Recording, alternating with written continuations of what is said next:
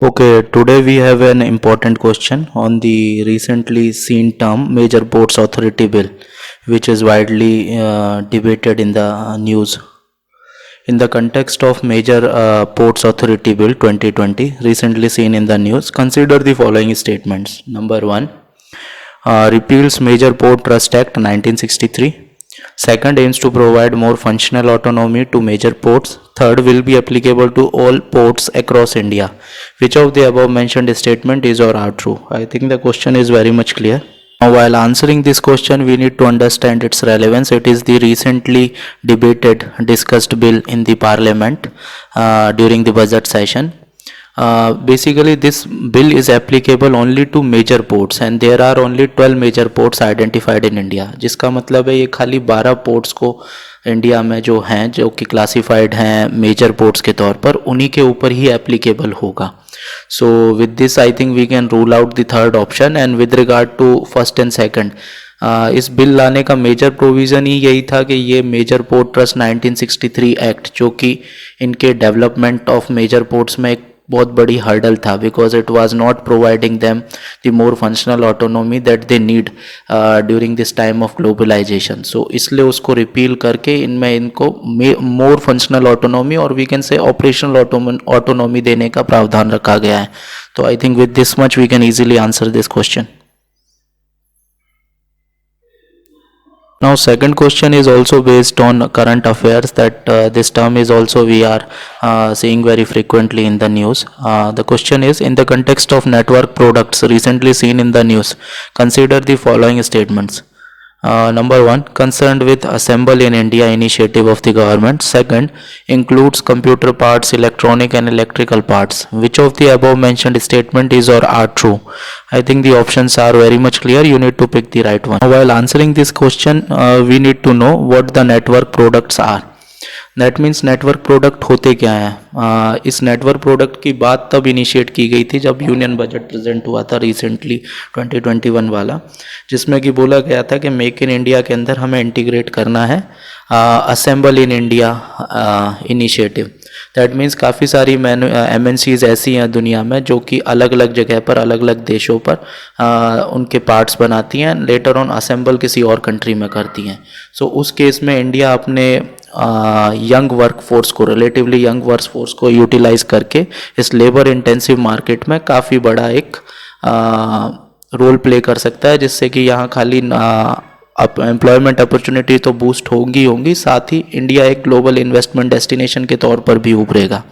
सो इस network products में as the name suggest वो सारे प्रोडक्ट्स हैं जो कि अलग अलग पार्ट्स कहीं और बनाए जाते हैं, बाद में असेंबल कहीं और किया जाता है, जिसमें कि कंप्यूटर पार्ट्स आता है, इलेक्ट्रॉनिक पार्ट्स आता है, इलेक्ट्रिकल पार्ट्स आता है and telecom equipments. All those things are considered which require assembly at different locations apart from their which is different from their production location.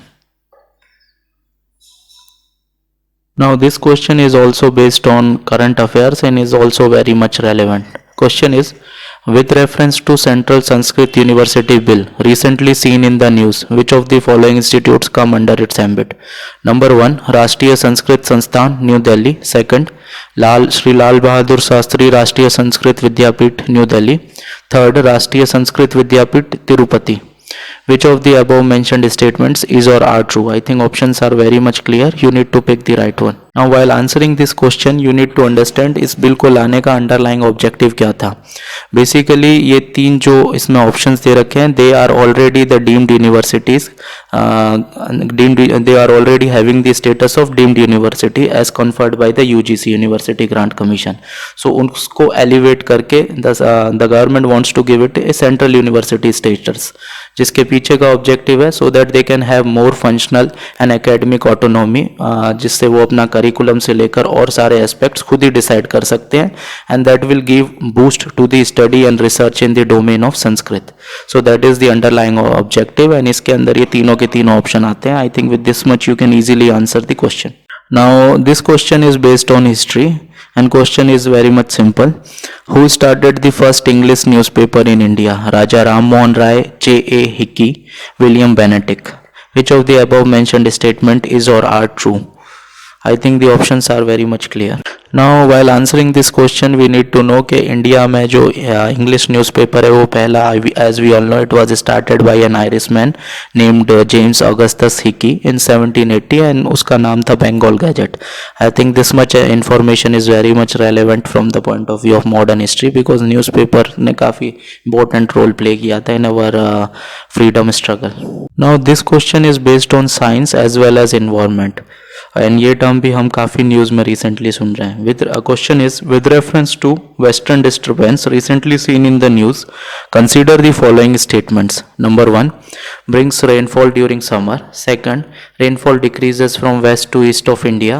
Third, extra tropical storm originating over Bay of Bengal. Which of the above mentioned statement is or are true? Go through the options and find out the correct. I think while answering this question we all are hearing this term very much frequently, western disturbance, because इस बार winter के time पर काफ़ी ज़्यादा बारिश हुई है जिससे आए दूसरे तीसरे दिन फसलों को नुकसान होता है एंड जो एवरेज प्रिसिपिटेशन से काफ़ी ज़्यादा है. So it is mainly because of this western disturbance. So we need to know what is it. It is basically an extra tropical storm originating over the Mediterranean region. ये Mediterranean region के ऊपर एक जो storm originate होता है and that region lies in that extra tropical zone. So वहाँ से जो storm western direction से होता हुआ इंडिया के नॉर्थ वेस्टर्न पार्ट में जो रेनफॉल करता है या precipitation करता है उसे हम वेस्टर्न डिस्टर्बेंस बोलते हैं और हिंदी में पश्चिमी विक्षोभ भी बोलते हैं. And it is basically boosted by westerlies we can say. So जो भी विंटर के टाइम पर बरसात होती है इस पश्चिमी विक्षोभ वेस्टर्न डिस्टर्बेंस के कारण होती है. With this much we can easily answer this question.